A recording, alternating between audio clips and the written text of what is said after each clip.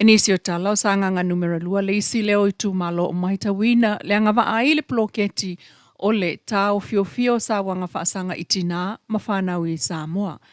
O le ploketi leo lo una ia mwhatupe mai e malo au whatasi po le UN Trust Fund Project. Le na mole mawina le avatoi foi i le Itumalo anoa maa il vai aso taluai mo le aunga lava lea o le whaamuto sa wanga itina mawhanau. Ai o onga whaalawi loa mo le tolu aso e tau la ilawa ele sila fia o taitai po o mātua o ta mamatina o whanau talavoi a wala e tā o fia i sa wanga. Malato tala ia tu fo i isi tangata to mai a wala e puipuia mai i sa wanga. Whaata siai ma le tau sia peo tali tununga i le whaakirisiano o le anga i whanua ma le sila fia lau tele o le tula fono.